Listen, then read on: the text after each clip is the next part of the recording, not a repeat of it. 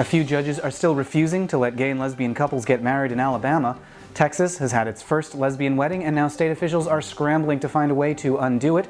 And some major national anti-gay figures are preparing to release a new manifesto to stop the freedom to marry.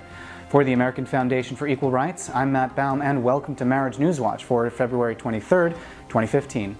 Almost every county in Alabama is now issuing marriage licenses, but incredibly, a handful of judges are still defying the federal ruling.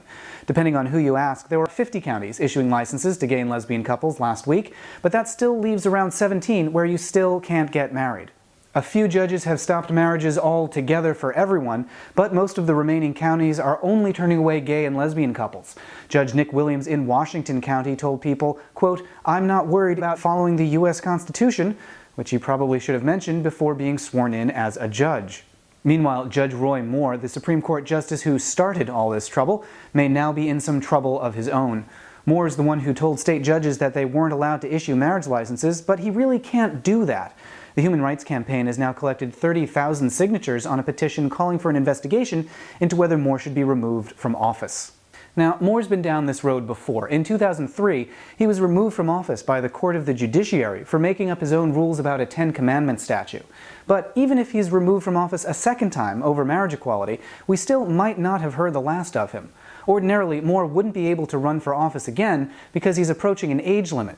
But a new bill by a Republican senator would increase that age limit, so Moore would be eligible to run for re-election in 2018. There is one married lesbian couple in Texas right now. Probably. Last week, a judge allowed Sarah Goodfriend and Suzanne Bryant to obtain a marriage license, citing urgency after Sarah's ovarian cancer diagnosis. This ruling applies only to this one couple, and according to state officials, that's still one couple too many.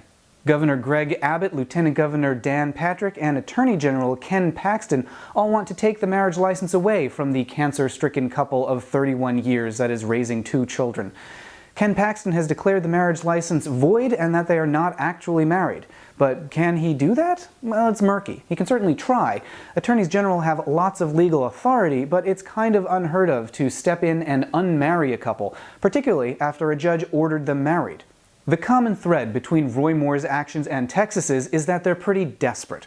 People who oppose marriage equality know that they're running out of options, which is why you're seeing all these last-ditch attempts to do something, anything.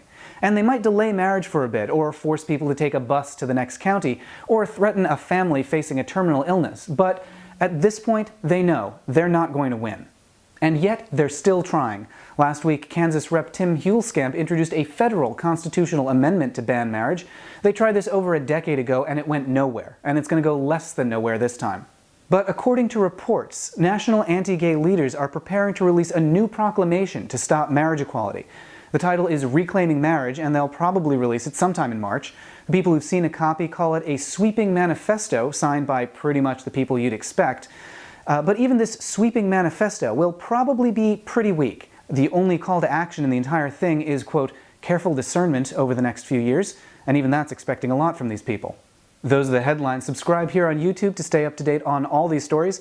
For the American Foundation for Equal Rights, I'm Matt Baum. Thanks for watching, and we'll see you next week.